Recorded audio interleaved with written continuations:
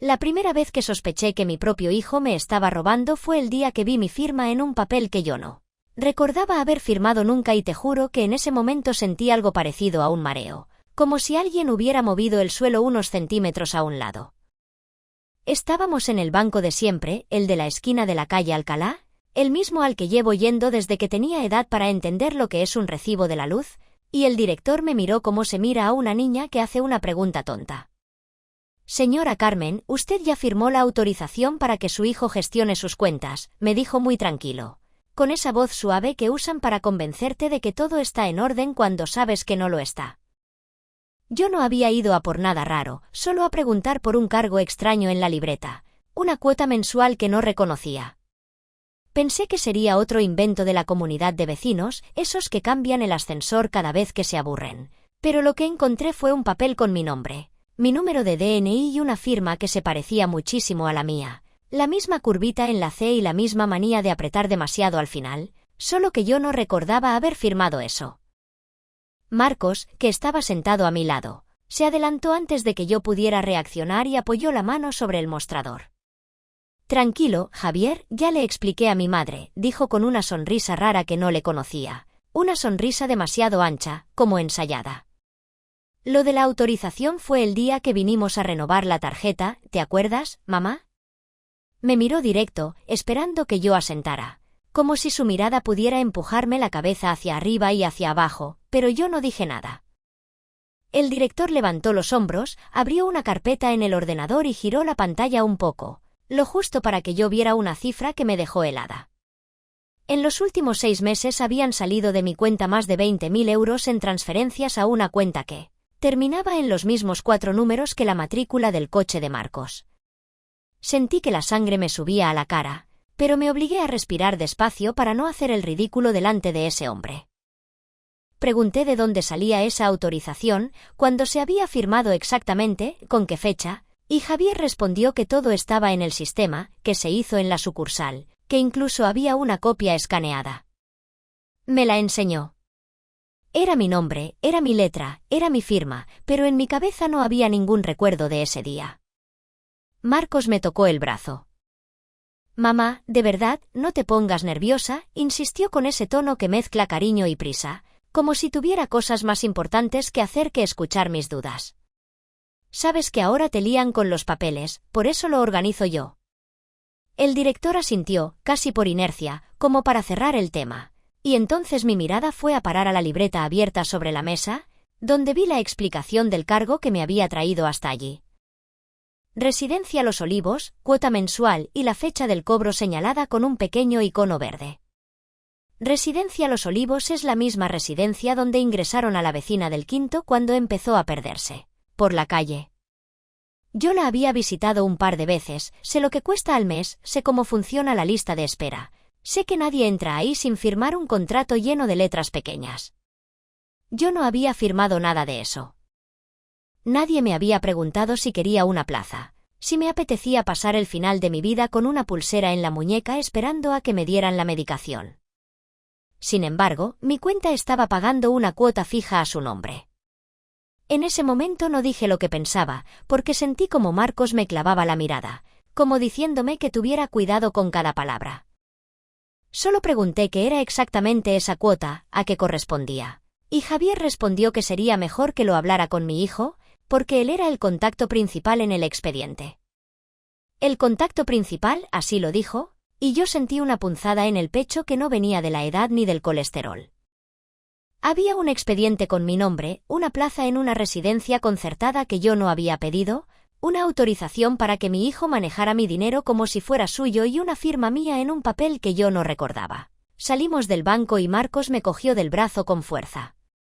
Me dijo que no me preocupara, que estaba todo bajo control, que él solo quería asegurarse de que yo estuviera bien si algún día pasaba algo. Me habló de ictus, de caídas tontas, de amigas mías que se habían roto la cadera por un resbalón en la ducha. Yo asentí, pero por dentro repasaba cada visita al banco de los últimos años, cada vez que él me había acompañado diciendo que así era más fácil, cada vez que me había puesto un papel delante asegurando que era solo una autorización para la tarjeta o para la pensión. Mientras bajábamos por la acera hacia mi portal vi a lo lejos a mi vecina Ana con su carrito de la compra y por un momento pensé en pararla y contarle todo, pedirle su opinión, preguntarle si ella recordaría una firma así, si sería capaz de duplicar su letra con tanto detalle. Pero algo me frenó. Quizá fue la mirada de Marcos, quizá fue la vergüenza de reconocer en voz alta que no sabía qué estaban haciendo con mi dinero y con mi futuro. Al llegar al portal él ya tenía las llaves en la mano, las mismas que un día le di para que pudiera entrar sin llamar cuando viniera a traerme a los niños. Subimos en silencio en el ascensor y yo vi mi reflejo en el espejo, con el pelo recogido deprisa y las ojeras marcadas, y lo único que pensé fue que si alguien me veía desde fuera quizá entendería por qué Marcos había decidido hacerse cargo de todo. Parezco vieja, me dije, pero enseguida me di cuenta de que esa idea no era mía, era de él, de sus comentarios de los últimos meses. Estás mayor, mamá, no tienes por qué cargar con papeles, para eso estamos nosotros. Nosotros, en plural, pero la cuenta a la que iban las transferencias tenía solo un nombre. El suyo. Cuando abrí la puerta de casa noté enseguida un papel en el suelo, una carta oficial que se había colado por debajo. La recogí sin decir nada, la giré para ver el remite y vi el escudo de la Comunidad de Madrid, Área de Servicios Sociales. Notificación de resolución, eso ponía en letras grandes. Marcos se adelantó, intentó quitármela de las manos con un gesto rápido, pero yo la sujeté con fuerza y la doblé para guardarla en el bolsillo del batín antes de que pudiera reaccionar. Ese gesto pequeño fue el primero en muchos años en el que no le dejé hacer lo que quería sin preguntar. No dije nada. Me fui directa a la cocina con la carta en el bolsillo y empecé a preparar el café como si fuera un día cualquiera. Marcos hablaba detrás de mí, palabras sueltas sobre el tráfico, sobre el trabajo, sobre los niños. Pero yo ya no escuchaba. Notaba el papel crujir contra mi cadera con cada movimiento. Esperé a que él se fuera, a que el sonido del portal cerrándose me confirmara que estaba sola, y entonces saqué la carta. La abrí con cuidado sobre la mesa y empecé a leer las primeras líneas con las manos temblando. Ahí fue donde entendí que lo del banco era solo la punta de algo mucho más serio y que mi propio hijo llevaba meses planificando mi vida sin contar conmigo ni una sola vez. Parte 2. La revelación. Cuando entendí de verdad lo que había hecho Marcos conmigo fue leyendo esa carta de la comunidad, sentada sola en la cocina con el café ya frío al lado. La resolución decía que se aprobaba la derivación de la señora Carmen Rodríguez a la residencia Los Olivos, que se confirmaba la participación económica establecida, que su hijo Marcos Martínez constaba como tutor de hecho y responsable del seguimiento. La expresión tutor de hecho se me quedó clavada porque yo no era ninguna niña, no estaba incapacitada. No tenía diagnosticada demencia ni nada parecido, pero según ese papel él era quien tomaba decisiones por mí. Seguí leyendo despacio, cada frase como un golpe. La carta mencionaba informes sociales, visitas domiciliarias, valoraciones de mi situación personal. Describían mi piso como un entorno con riesgos por mi edad, hablaban de mis subidas y bajadas al mercado, de las escaleras del portal, incluso de una caída que tuve en el baño hace 2 años y que conté como anécdota en una comida de Navidad. Alguien había cogido todos esos detalles de conversación y los había convertido en argumentos para encerrarme en una residencia sin preguntarme. En la parte de las fechas vi que el expediente se había abierto casi un año antes y que en todas las comunicaciones aparecía el nombre de Marcos como persona de contacto. Me imaginé a la trabajadora social llamando por teléfono, quedando con él, visitando mi casa cuando yo estaba en el ambulatorio haciéndome análisis, entradas en el portal que yo no había visto, valoraciones sobre mi despiste para encontrar las gafas o recordar nombres, exageradas hasta pintar el cuadro de una anciana perdida en su propio barrio. Me levanté de la mesa con la carta en la mano y fui al salón. Abrí el cajón donde guardo la carpeta azul de los papeles importantes, la de la hipoteca, el testamento, las escrituras del piso. Hacía tiempo que no la miraba porque confieso que me daba pereza enfrentarme a tanto papel lleno de sellos y palabras técnicas, y porque Marcos se había ido ocupando de todo poco a poco. Me di cuenta de que esa comodidad tenía un precio cuando vi que en la carpeta ya no estaban en el orden en que yo los dejé, había documentos nuevos, copias repetidas y un par de huecos sospechosos donde recordaba haber guardado cosas que ahora no encontraba. Busqué el testamento, lo encontré en una funda transparente y lo abrí con cuidado. No era el que yo recordaba haber firmado con su padre en el despacho del notario hace años. Ese en el que dividíamos lo poco que teníamos entre los dos hijos, Marcos y Lucía, de forma equitativa. Este era mucho más reciente, de hacía 6 meses, y estaba solo mi nombre. Según ese papel, yo había dejado mi piso en herencia a Marcos, con una cláusula que decía que así se compensaba que él se hacía cargo de mi cuidado diario. Lucía solo aparecía como beneficiaria de unos ahorros pequeños en una cuenta que ni siquiera estaba vinculada al piso. Lo peor es que la firma al final era otra vez la mía, idéntica a la del banco, con la misma curva y el mismo trazo final. Me agarré a la mesa porque sentí que las piernas me flaqueaban. Empecé a repasar mentalmente qué había hecho 6 meses antes, si había ido a un notario, si recordaba al menos haber tomado un taxi, haber cruzado una calle distinta a la del barrio. Nada. Solo me venían imágenes de ir al médico, de quedar con Ana a tomar café, de ir al cumpleaños de uno de mis nietos. Ninguna escena con un señor detrás de una mesa de madera preguntando si estaba segura de lo que iba a firmar. Volví a repasar el documento y vi un detalle que me hizo apretar los dientes. En la parte inferior había la firma del notario y también la de un testigo, Laura Pérez. Laura es la mujer de Marcos. Me la imaginé sentada a mi lado, mirándome con esa sonrisa educada que pone cuando no quiere discutir, mientras yo firmaba algo que no entendía pensando que era otra cosa. Quizá me dijeron que era una actualización de datos, un trámite para el IBI, cualquier excusa de esas que suenan aburridas y que una firma con confianza para no alargar la mañana. Guardé el testamento en la carpeta, pero dejé la carta de la comunidad fuera. Tenía claro que no bastaba con enfadarme en mi cocina. Había que entender hasta dónde llegaba todo esto. Me vestí despacio, me peiné frente al espejo con más cuidado del habitual, como si fuera a una cita importante, y bajé a la calle con la decisión tomada. No iba a llamar a Marcos aún, no quería un discurso preparado, quería hechos, papeles, alguien que me hablara sin estar de parte de mi hijo. En vez de ir al centro de salud como hace la mayoría cuando tiene una preocupación, me fui directa a la asesoría que hay al lado del mercado, donde trabajan un par de abogados jóvenes que a veces han ayudado a Ana con líos de alquiler. Entré sin cita, con la carta en la mano, y le expliqué a la chica de recepción que necesitaba que alguien leyera aquello conmigo. Me pasaron a un despacho pequeño donde un abogado de unos 30 y pocos me escuchó sin interrumpir, con una seriedad que agradecí. Le enseñé la carta, el extracto del banco que había metido en el bolso sin que Marcos viera, y le conté lo del testamento reciente que no recordaba haber firmado. El abogado frunció el ceño, pidió ver mi DNI, tomó notas. Me explicó despacio que lo de la residencia no significaba que me fueran a ingresar de un día para otro, que había una lista, que la plaza estaba asignada pero que hacía falta un ingreso voluntario o un informe médico muy claro si alguien quería forzarlo. Pero también dijo algo que me encendió por dentro. Me dijo que si en los papeles constaba que yo estaba de acuerdo y que mi hijo actuaba de buena fe, sería muy complicado demostrar lo contrario. Le pregunté si alguien puede cambiar un testamento sin que la persona entienda lo que firma, si se puede jugar con la confianza de una madre que no está pendiente de cada letra pequeña. Me respondió que por desgracia pasa más de lo que parece, que la ley protege, pero solo hasta cierto punto, que muchas cosas se resuelven cuando ya es tarde. Le pedí que revisara el documento, y mientras lo leía, me señaló algo que yo no había visto. En una cláusula adicional se decía que, en caso de que yo necesitara cuidados especiales, Marcos podría vender mi piso para pagar una residencia.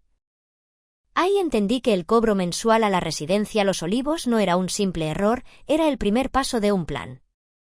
Un plan que convertía mi casa en un cajero automático para financiar un futuro que yo no había elegido. El abogado me preguntó si tenía más hijos y cuando mencioné a Lucía, que vive en Valencia y a la que veo menos porque trabaja mucho, me preguntó si ella sabía algo de todo esto. Negué con la cabeza y sentí una mezcla rara de culpa y rabia. Yo misma había alimentado la idea de que Marcos era el responsable, el que estaba cerca, el que se ocupaba de todo. A Lucía la llamaba para contarle cosas bonitas, no problemas. Salí de la asesoría con varias cosas claras. Una, que necesitaba copias de todos los documentos que hubiera firmado los últimos años. 2. Que debía ir sola al banco y al notario, sin Marcos. 3. Que era el momento de dejar de decir que me daba pereza y empezar a leer cada papel que llevara mi nombre. Volví al banco esa misma tarde, sin avisar a nadie, y pedí cita con Javier. Esta vez no llevaba a mi hijo al lado ni acepté sentarme hasta que no me aseguraron que todas las gestiones serían conmigo directamente. Le pedí copia de la famosa autorización para que Marcos gestionara mis cuentas. Le pedí detalle de cada transferencia a su cuenta, con fechas, conceptos y cantidades. Le pedí que me explicara desde cuándo aparecía él como contacto principal. Javier empezó con la cantinela de que todo se había hecho conforme a mi voluntad, pero cuando vio mi cara se dio cuenta de que no estaba allí para dejarme convencer fácilmente. Me dijo que algunas cosas habría que pedirlas al archivo, que tardarían, pero que por supuesto tenía derecho a toda la información. Tomó nota de mis solicitudes, pero lo que más me llamó la atención fue un detalle aparte. Mientras tecleaba mi DNI, me dijo sin darse cuenta que recordaba perfectamente el día que firmé la autorización porque yo había llegado con bastón, muy cansada, y fue mi hijo quien me ayudó con todo. Yo nunca he usado bastón. Alguna vez me he apoyado en una pared cuando me ha dolido la rodilla, pero bastón, no. Se lo dije muy tranquila y él se quedó cortado, recompuso rápido el gesto y trató de levantar la vista del ordenador como si no hubiera dicho nada importante. Pero para mí fue como encender una linterna en un cuarto oscuro. Si se acordaba de mí con bastón era porque quien la llevaba era otra persona, quizá una mujer mayor a la que confundieron conmigo mientras mi hijo aprovechaba el barullo, o porque el recuerdo era directamente una invención que alguien le había plantado a base de repetir la misma historia. Volví a casa con la sensación de estar desenterrando algo muy feo. Me metí en la cama vestida, con los documentos a mi lado, incapaz de dormir. A la mañana siguiente llamé a Lucía. No le conté todo, no quería preocuparla de golpe, pero sí lo suficiente para que entendiera que necesitaba que viniera a Madrid unos días. Ella respondió que claro, que miraría los turnos en el trabajo y se organizaría. En su voz noté un tono de alarma que me hizo sentir menos sola. Colgué y me quedé mirando al techo, escuchando el ruido de la calle, los coches, los niños saliendo del colegio de enfrente. Sabía que tarde o temprano tendría que mirar a Marcos a la cara y preguntarle sin rodeos qué había hecho con mi firma, con mi dinero y con mi futuro. Lo que no sabía todavía era hasta qué punto había estado dispuesto a pasar por encima de mí para conseguirlo y qué iba a responder cuando por fin se viera acorralado. Parte 3. El enfrentamiento. Decidí que el mejor momento para enfrentarme a Marcos sería un domingo, cuando viniera a comer con los niños, porque así no podría fingir que tenía prisa para irse al trabajo ni esconderse detrás de llamadas importantes. Esa mañana me levanté temprano, preparé el cocido como siempre. Puse la mesa con el mantel bueno que solo saco en ocasiones especiales y dejé los papeles ordenados en una carpeta sobre la cómoda del salón, a la vista pero sin abrir. Quería que los viera, que supiera desde el primer momento que la conversación iba a ir por ahí. Llegaron puntuales, él, Laura y mis 2 nietos. Los niños corrieron a abrazarme, me llenaron de besos, y esa parte siempre me desarma un poco, porque en ellos no hay culpa ni cálculo, solo cariño. Les puse dibujos en la tele y los dejé en el sofá con unas galletas, mientras Laura se ofrecía a ayudarme en la cocina y Marcos se quedaba de pie en el salón mirando el móvil. Noté que sus ojos se posaban un segundo en la carpeta de la cómoda, pero no dijo nada. Durante la comida hice un esfuerzo casi teatral por mantener la conversación ligera. Les pregunté por el colegio, por el trabajo de Laura, por las obras en su barrio. Marcos hablaba como si nada, soltando pequeñas quejas del tráfico, de los clientes, de la subida de la hipoteca. Yo casi no probé la comida, solo movía el tenedor, esperando el momento adecuado. Lo sentí cuando los niños se levantaron de la mesa para ir a jugar a la habitación y Laura se ofreció a recoger los platos. La frené con una mano y le dije que luego, que se sentara, que esto iba también con ella. Marcos me miró entonces con una mezcla de curiosidad y leve molestia. «¿Qué pasa, mamá?», soltó, con ese tono que usa cuando piensa que voy a quejarme de alguna tontería del vecindario. Respiré hondo y hablé clara. «He estado en el banco, he leído la resolución de la comunidad y he revisado el testamento», dije, sin rodeos. Se hizo un silencio raro, denso, en la mesa. Laura se quedó con el vaso a medio camino de la boca. Marcos apretó la mandíbula. Yo sabía que ese momento iba a llegar, respondió él después de unos segundos, intentando sonar calmado. Por eso quería explicártelo bien, pero te me has adelantado. Cogió una servilleta, la dobló despacio, como para ganar tiempo. Mamá, tú sabes que últimamente te lías con los papeles, que a veces te olvidas de cosas, que una vez casi se te corta la luz por no pagar un recibo. Pensé que sería mejor organizarlo todo para que estuvieras protegida. No me levanté, no subí la voz, pero creo que nunca he hablado tan seria con mi propio hijo. Le pregunté si protegerme era sacar 20.000 euros de mi cuenta para ingresarlos en la suya. Le pregunté si protegerme era pagar una residencia que yo no había pedido. Le pregunté si protegerme era cambiar un testamento a escondidas para quedarse con mi piso. Marcos se movía en la silla, incómodo, pero intentaba mantener la compostura. Mamá, el dinero no es robarte, empezó a justificarse. Es una gestión para tu futuro. Lo estamos usando para la reserva de la residencia, para adaptar las cosas, para que cuando llegue el momento no falte nada. Además, yo soy el que está aquí todos los días, el que viene si te pasa algo, el que se come los marrones. Lucía tiene su vida en Valencia. Lo dijo con un tono en el que se mezclaba la queja y el reproche, como si su sacrificio le diera derecho a decidir por mí. Laura intervino entonces, con esa voz suave que siempre ha tenido. Carmen, de verdad, no pienses mal, dijo. Marcos solo quiere lo mejor para ti. La residencia es muy buena, tienen enfermeras todo el día, actividades, y allí no estarías sola si un día te caes o te encuentras mal. Lo que hemos hecho es adelantarnos, porque luego todo son prisas y no hay plazas y la gente acaba en sitios malos. Usó ese plural que me molestó todavía más. Lo que hemos hecho. No era un error puntual de mi hijo, era un proyecto compartido. Abrí la carpeta y saqué los papeles, uno por uno. El extracto del banco, la carta de la comunidad, la copia del testamento. Los puse sobre la mesa, entre los platos vacíos y las migas de pan. Les pedí que los miraran conmigo, que me señalaran en qué momento concreto les pareció buena idea no decirme nada. Marcos cogió el testamento, lo hojeó sin mucho interés, como si ya lo conociera de memoria, y luego me miró directamente. Mamá, este testamento lo firmaste tú, dijo, marcando cada palabra. Fuimos al notario, ese que está al lado del metro de Goya, entraste por tu propio pie, hablaste con él, te preguntó si estabas de acuerdo y dijiste que sí. Yo estaba allí y también Laura. Si ahora no te acuerdas, no es culpa mía. Esa frase me dolió más que cualquier otra que hubiera podido decir, porque jugaba con el miedo más básico que tenemos a nuestra edad, el de estar perdiendo la cabeza sin darnos cuenta. Le respondí que si realmente recordaba ese día, tendría que ser capaz de contarme detalles. Que llevaba puesto, que hablamos después, si tomamos un café, si hubo alguna otra gestión. Empezó a balbucear cosas vagas. Que si fue una mañana fría, que si el notario era serio, que si luego fuimos al banco. Nada concreto. Le dije que yo no recordaba nada de eso, que en cambio sí podía describirle con exactitud la mañana en que llevé a uno de los niños al parque y se cayó de la bici, o la tarde en que vino la vecina a pedir sal y acabamos arreglando medio mundo en la cocina. Mi cabeza no era una casa vacía, y él lo sabía. Cuando insistí con las transferencias, se puso a la defensiva.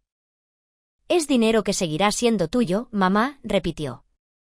Solo que ahora está más controlado, para que no se pierda, para que no lo gastes en tonterías o te engañe cualquiera. Me habló de estafas telefónicas, de comerciales que venden cosas puerta a puerta, de historias que salen en la tele y que asustan a todo el mundo. De nuevo, intentaba pintarme como una víctima potencial para justificar que me hubiera convertido en una víctima real de él mismo. Le pregunté entonces por qué no había llamado a Lucía, por qué no habían compartido con ella la decisión de cambiar el testamento. Marcos resopló, como si estuviera cansado de repetir lo mismo. Porque si avisamos a Lucía ya sabes cómo se pone, empezó a decir. Que si igual, que si todos por igual, que si yo no tengo derecho a nada más. Ella no ve lo que yo hago por ti. No es justo que todo se reparta igual cuando soy yo el que está encima de todo. Lo dijo sin darse cuenta de que estaba confesando la raíz del problema. Ese rencor acumulado por años de ser el hijo cercano, el que vivía en la misma ciudad, convertido en excusa para cruzar líneas que no se cruzan. Laura bajó la mirada, pero no dijo nada para frenarlo. Ahí fue cuando la rabia dejó de ser una nube confusa y se convirtió en algo muy nítido. Me di cuenta de que no estaban arrepentidos, de que no veían lo que habían hecho como una traición, sino como una especie de compensación lógica. Ellos se creían con derecho a decidir sobre mi casa y mi dinero, y además se sentían ofendidos porque yo me atreviera a cuestionarlo. Le dije a Marcos que había estado en una asesoría, que un abogado había visto los papeles conmigo y que pensaba seguir adelante, pedir copias, revisar fechas, denunciar si hacía falta. En ese instante su cara cambió. Ya no era el hijo que se justificaba, sino el hombre que se da cuenta de que su plan puede tambalearse. Me dijo que no hiciera tonterías, que al final la que iba a salir perdiendo era yo, que los pleitos son caros, que la familia no se lleva a los tribunales. La familia no te roba la firma, respondí sin gritar, pero con la voz firme. La familia no prepara tu ingreso en una residencia a tus espaldas. La familia no te borra de tu propia casa mientras estás viva. Sentí que me temblaban un poco las manos, pero no aparté la mirada. Marcos mordió el labio, se levantó de golpe, la silla chirrió contra el suelo. Los niños asomaron la cabeza por la puerta, alertados por el ruido, y yo hice un esfuerzo por recuperar un tono más neutral. Marcos dijo que si quería armar un escándalo, que siguiera, que él ya se veía venir que acabaría siendo el malo de la película, que nadie valora lo que hace. Laura intentó calmarlo, le puso una mano en el brazo, pero él se la soltó. Dijo que había hecho todo pensando en mi seguridad, que si quería, cancelaba lo de la residencia, que no pasaba nada, que ya buscaríamos otra solución. Lo dijo con una ligereza que me molestó todavía más, como si estuviera hablando de cambiar una tarifa de móvil, no de decidir dónde voy a vivir mis últimos años. Le dije que cancelar la residencia era solo el principio, que también quería que devolviera cada euro que había salido de mi cuenta sin mi consentimiento, que quería ir al notario a revisar el testamento delante de alguien imparcial y que, hasta que todo eso se aclarara, no quería que tocara un solo papel más con mi nombre. Al oírlo se rió sin humor, una carcajada seca. «Mamá, estás exagerando», dijo. «Todo esto lo firmaste tú». Esa frase, otra vez, fue la que me hizo entender que ya no podía confiar en que él diera marcha atrás por voluntad propia. Si para él mi firma, aunque fuera arrancada con engaños, era suficiente para justificar cualquier cosa, entonces lo que quedaba entre nosotros ya no se sostenía sobre el respeto, sino sobre la ventaja que él creía tener. Se hizo un silencio tenso en el salón. Los niños se habían escondido en la habitación, se escuchaba la tele de fondo muy baja, y yo sentí por un momento que tenía delante a un desconocido ocupando el lugar de mi hijo. Me levanté despacio, recogí los papeles y los guardé de nuevo en la carpeta. Le dije que se fueran, que necesitaba estar sola para pensar. Marcos me miró incrédulo, como si no terminara de creerse que yo fuera capaz de echarle de mi casa. Laura se levantó también, cogió los abrigos de los niños sin decir palabra. Cuando se fueron, el golpe de la puerta me sonó fuerte, definitivo. Me quedé en medio del salón, con el mantel todavía puesto, los platos a medio recoger y la certeza de que el siguiente paso no podía ser solo llorar en la cocina, sino mover ficha de verdad para defender lo que me quedaba. Parte 4. La venganza. Llamo venganza a lo que hice después porque sé que a Marcos le dolió más que cualquier grito. Pero en realidad lo que hice fue simplemente poner orden en mi vida con la misma determinación con la que una limpia un cajón lleno de cosas que otros han ido tirando dentro sin preguntar. Al día siguiente de aquella comida fui a la asesoría y pedí que me ayudaran a revocar todo lo que se pudiera revocar. El abogado me explicó que podía ir al notario para dejar sin efecto el testamento reciente y recuperar el anterior, o hacer uno nuevo en el que dejara claras mis voluntades. También me sugirió que formalizara un documento donde constara que yo estaba en plenas facultades y que cualquier gestión futura debía hacerse con mi presencia. Fui al notario sin avisar a nadie. Allí, delante de una mesa distinta a la que decía recordar Marcos, conté lo que había pasado, enseñé los documentos, expliqué que no recordaba haber firmado el testamento que me presentaban como mío. El notario me escuchó con atención y, aunque no quiso hablar mal de otro compañero, sí dejó claro que, si yo ahora manifestaba que no estaba de acuerdo con ese contenido, lo más prudente era hacer uno nuevo. Así que lo hice. Dicté con calma lo que quería. Que mi piso se dividiera por igual entre mis dos hijos, pero con una condición muy concreta. En caso de que alguno de ellos hubiera dispuesto de mi dinero sin mi consentimiento, esa parte se descontaría de su herencia. También añadí algo más que sentí como un golpe silencioso. Incluí a mis nietos como herederos directos de una parte de mis ahorros, de manera que ninguna decisión de sus padres pudiera dejarles fuera del todo si algún día yo faltaba. Sabía que Marcos se enteraría tarde o temprano de que ya no era el dueño exclusivo del futuro de ese piso al que le había echado el ojo como si fuera un premio merecido. Firmé ese nuevo testamento con la mano firme, mirando cada palabra, con el documento de capacidad sobre la mesa. Salí de allí más cansada que después de subir las escaleras sin ascensor, pero también más ligera. La siguiente parte de mi plan fue con el banco. Con la ayuda del abogado, presenté una reclamación formal por las transferencias que yo no había autorizado conscientemente. Solicité que quedara constancia de que cuestionaba esa famosa autorización en la que aparecía mi firma. El abogado me explicó que no sería fácil recuperar el dinero, pero que un expediente interno en el banco y una denuncia en comisaría por administración desleal ponían a Marcos en una situación delicada. Llamamos a Lucía desde el despacho, le contamos todo, y ella se ofreció a venir a Madrid para acompañarme a poner la denuncia. Cuando entré en la comisaría con mi hija del brazo sentí que cruzaba un límite que nunca imaginé cruzar. Nadie se casa, tiene hijos y sueña con el día en que tendrá que dar el nombre de uno de ellos a un policía para explicar un posible delito. Pero allí estaba, detallando fechas, cantidades y decisiones tomadas sin mi consentimiento. No adorné nada, no quité ni puse. Conté que mi hijo había tenido acceso a mis cuentas, que había cobros asociados a una residencia que yo no había solicitado, que existía un testamento cuya firma no recordaba.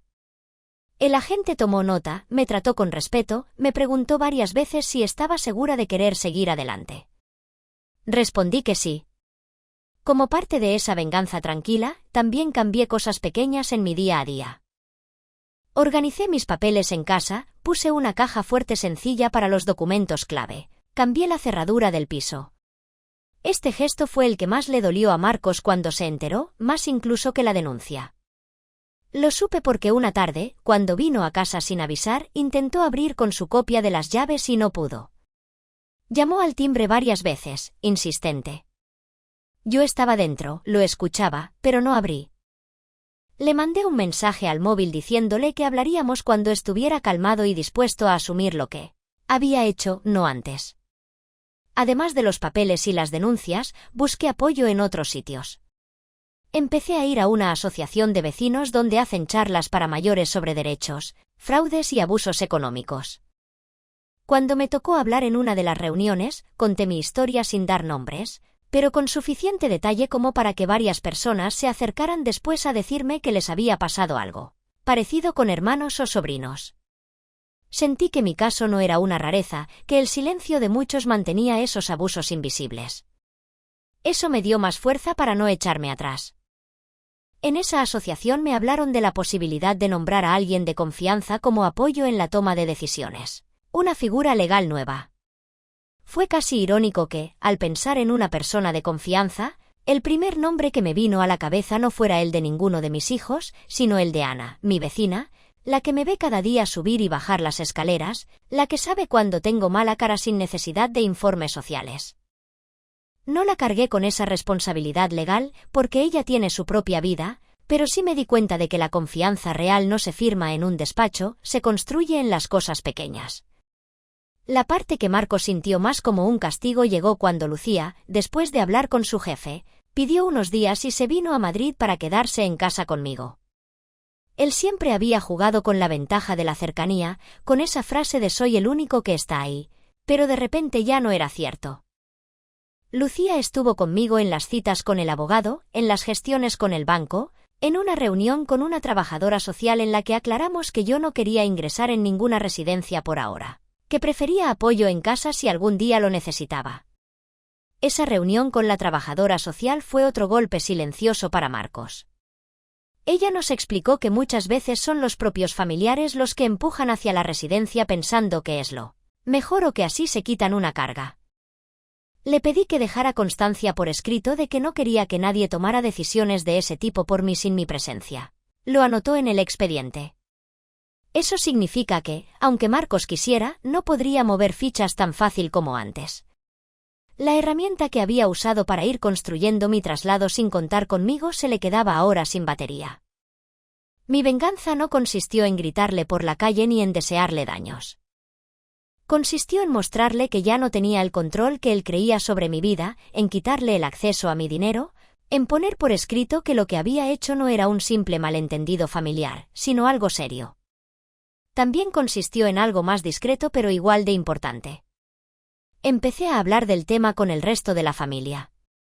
Con mis hermanas, con primos, con amigos. No desde un lugar de chisme, sino de aviso. Que supieran lo que había pasado me dejaba de colocar a mí como la anciana despistada que exagera y le ponía el frente a un espejo incómodo. Cuando Marcos se enteró de la denuncia porque le llegó una notificación oficial, me llamó furioso. Me acusó de destrozar la familia, de hacerle quedar como un ladrón, de arruinar su reputación. Le dije que no hacía falta que yo lo pintara de nada, que sus actos hablaban por sí solos. Me amenazó con que los niños sufrirían, con que no los vería tanto, con que estaba obligándolo a tomar decisiones drásticas. Colgó sin dejarme responder. Me dolió, claro que me dolió, pero también sentí una calma rara. Por primera vez en muchos meses, las cartas estaban encima de la mesa, no escondidas en cajones que otros abrían cuando yo no miraba. Mientras avanzaban los trámites, yo seguía con mi vida todo lo normal que podía. Iba al mercado, tomaba café con Ana, hacía mis crucigramas. Por dentro, eso sí, seguía repitiéndome una idea fija. Mi hijo había cruzado una línea muy grave y yo no estaba dispuesta a hacer como que no había pasado nada para que él pudiera dormir tranquilo. La venganza, si quieres llamarla así, era no participar en el teatro de la familia perfecta que se sienta en Navidad a brindar mientras debajo del mantel hay documentos firmados a escondidas. Sabía que tarde o temprano tendríamos que sentarnos a hablar de nuevo, no ya como madre e hijo que discuten por quién recoge la mesa, sino como dos adultos que tienen que decidir si existe algún puente todavía entre ellos y qué precio tiene cruzarlo. Parte V. La última conversación. La última vez que me senté cara a cara con Marcos para hablar de todo esto no fue en mi casa ni en la suya, sino en una cafetería cerca del Parque del Retiro, un sitio neutro donde ninguno de los dos pudiera sentirse dueño del espacio. Yo había elegido la mesa junto a la ventana, llegué antes de la hora y pedí un café con leche que apenas probé. Cuando lo vi entrar noté que había adelgazado un poco y que tenía las ojeras marcadas. No lo digo como excusa, sino como dato. También él estaba pagando de alguna forma las consecuencias de sus actos.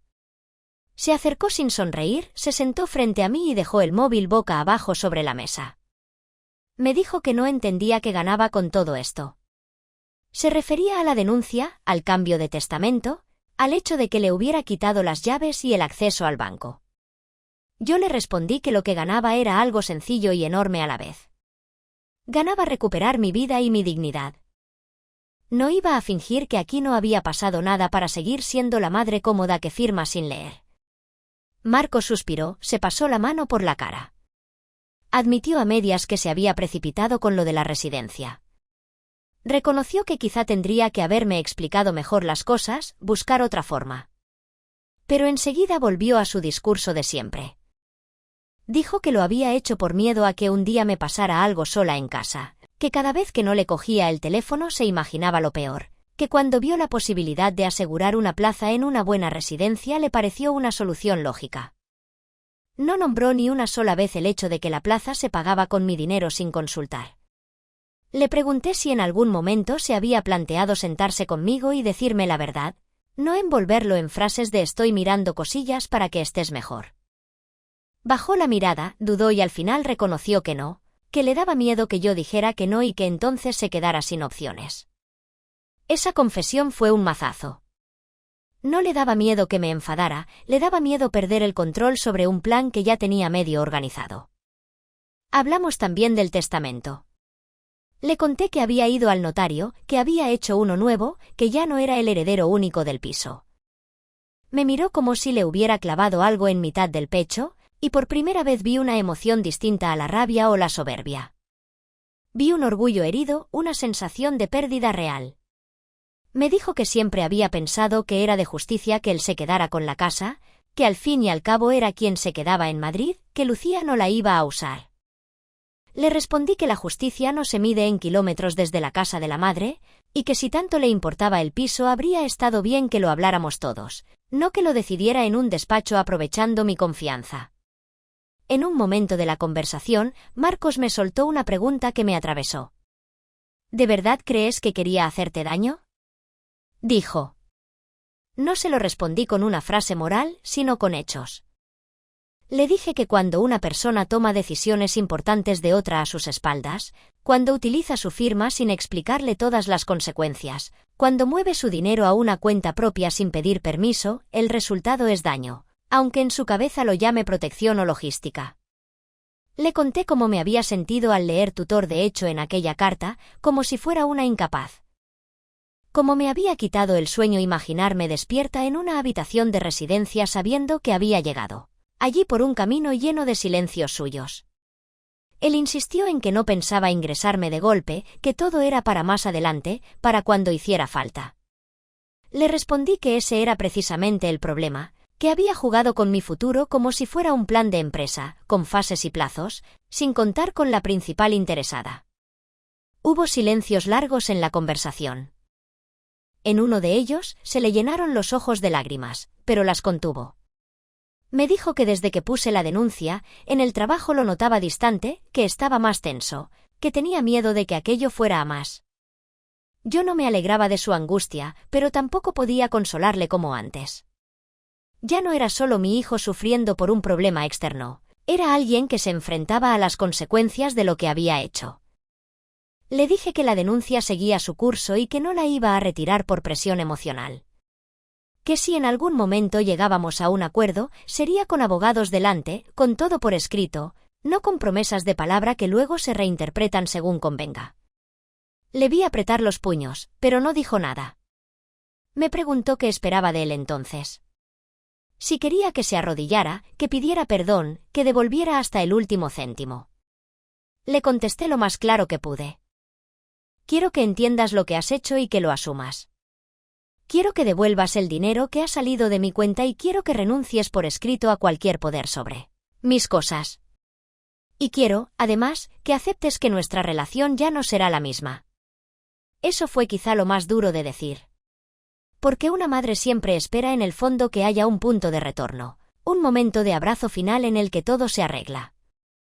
Pero yo sabía que, aunque pudiéramos llegar a una convivencia cordial, algo se había roto de forma irreversible.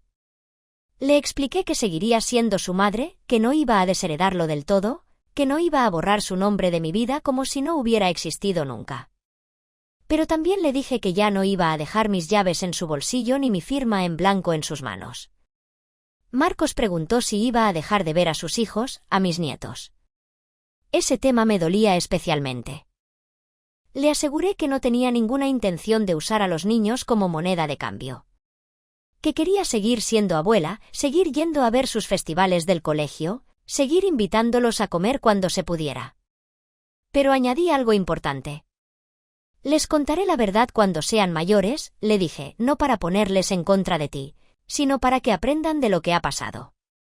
Quiero que sepan que hasta en la familia hay que respetar límites. Hubo un momento en esa conversación en que pensé que él podría romper del todo. Me miró con una mezcla de rabia y pena y me dijo que yo siempre había querido más a Lucía, que a él le exigía más, que nunca le parecía suficiente. Esa era una herida vieja que nada tenía que ver con los papeles, pero que sin duda había alimentado el rencor que ahora me estallaba delante. No quise entrar en una batalla de recuerdos, de quién recibió qué regalo a los 10 años o a quién acompañé más a las extraescolares. Le dije simplemente que los conflictos antiguos no justificaban traiciones nuevas. Al final, los dos nos quedamos en silencio, mirando el café ya frío. Le propuse algo concreto. Que habláramos a través de los abogados para todo lo relacionado con dinero y papeles. Que las visitas, llamadas y reuniones familiares fueran aparte, sin mezclar asuntos legales. Que nos diéramos un tiempo de distancia, sin fingir normalidad pero sin cortar de raíz. Le dije que la puerta de mi casa no estaría cerrada para siempre, pero que ahora mismo no me veía capaz de recibirle como si nada. Marcos aceptó a medias, más por cansancio que por convicción. Dijo que hablaría con su abogado, que verían cómo encauzar el tema del dinero. No me prometió nada, y yo tampoco se lo pedí. Nos levantamos, caminamos juntos hasta la puerta de la cafetería. En la calle, durante unos segundos, dudó si darme un beso. Al final se acercó, me tocó la mejilla de forma breve, casi protocolaria. Se fue sin mirar atrás. Yo me quedé un rato apoyada en una farola, respirando hondo, sintiendo que aquello había sido una especie de funeral extraño, no por la muerte de un hijo, sino por la muerte de la idea que tenía de él. Mientras volvía a casa en el autobús, mirando por la ventana las calles de Madrid que he visto cambiar tantas veces, supe que el siguiente capítulo no iba a ser de gritos ni de grandes gestos dramáticos, sino de algo más silencioso. Aprender a vivir sabiendo que una parte de tu propia sangre es capaz de traicionarte y aún así no dejar que ese dolor te convierta en una sombra de ti misma. Parte B. Conclusión. Si te cuento todo esto así, con tanto detalle, no es para que me des la razón como si fuéramos dos viejas en un banco criticando a medio barrio, sino porque sé que muchas como nosotras van por la vida pensando que mientras los hijos estén cerca nada malo puede pasar. Yo también lo pensaba. Me parecía impensable que Marcos, al que he visto dormir en una cuna, al que he llevado al médico con fiebre y he ayudado con las tablas de multiplicar, fuera capaz de preparar mi ingreso en una residencia sin mirarme a los ojos para preguntarme si era eso lo que yo quería. Lo que he aprendido de todo esto es algo incómodo pero necesario. El cariño y la confianza no anulan la necesidad de poner límites claros, aunque duela. Firmar papeles solo porque los pone delante alguien de tu sangre puede llevarte a sitios donde no quieres estar. Y callar para no molestar a los hijos es un camino directo a que otros decidan por ti cuando menos lo esperas. Ahora leo cada documento, pregunto lo que no entiendo, pido segundas opiniones si hace falta. No doy por hecho que nadie va a mirar por mí más que yo misma. Mi vida ahora no es perfecta ni mucho menos. Sigo teniendo días en los que me despierto con un nudo en el estómago al recordar que mi propio hijo se sentó conmigo en una mesa de notaría sin ser sincero. Hay tardes en las que me asomo a la ventana y si veo a un hombre de su edad cruzando la calle, por un segundo creo que es él viniendo a casa como antes, con una barra de pan bajo el brazo y los niños detrás. Pero también hay días en los que siento una calma nueva. He recuperado la sensación de que lo que firmo, lo que cobro y lo que decido es mío de verdad. Con Lucía la relación se ha hecho más intensa. No porque la idealice ahora como la hija perfecta, sino porque hemos hablado muchas cosas que antes se daban por hechas. Ella ha entendido que vivir lejos no la convierte en menos hija y yo he entendido que tengo derecho a pedir ayuda, sin sentir que molesto. Mis nietos siguen viniendo a verme. Con Marcos hemos establecido una especie de tregua incómoda.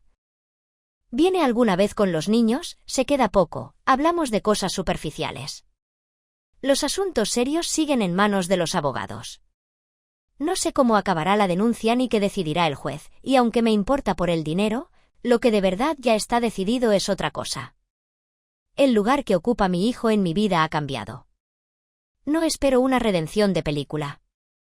Si un día Marcos comprende de verdad lo que hizo, si pide perdón sin peros y actúa en consecuencia, quizá podamos construir algo distinto, más honesto, aunque sea más pequeño. Si no, seguiré adelante igualmente. He descubierto que a esta edad todavía se pueden aprender cosas, aunque sea a golpes. Una de ellas es que mi valor no depende de quien se quede con mi piso cuando yo falte, sino de cómo vivo yo mientras sigo aquí. Pienso en la residencia Los Olivos a veces, en las habitaciones con camas alineadas, en las mujeres que esperan la hora de la merienda mirando una tele demasiado alta. No descarto que un día, si mi salud empeora, sea yo la que llame para pedir una plaza. Pero si ese día llega, quiero ser yo quien firme el papel mirando a la persona al otro lado de la mesa, sabiendo exactamente lo que estoy haciendo, sin que nadie lo haya decidido por mí antes en mi nombre. Mientras tanto, sigo yendo al mercado, discuto con Ana por tonterías del barrio, hago sopa los domingos aunque coma sola. Y cuando veo a otras mujeres de mi edad firmar sin leer porque tienen prisa o porque confían demasiado, les cuento mi historia. No para asustarlas, sino para que se acuerden de esta frase que sí me atrevo a repetir como un consejo. Que nos quieran no significa que siempre vayan a protegernos. Nuestra protección empieza por no entregar nuestra voz en silencio. Yo la recuperé tarde, pero la recuperé. Y aunque me haya costado el hijo que creía tener, me ha devuelto algo que no pienso volver a ceder tan fácilmente.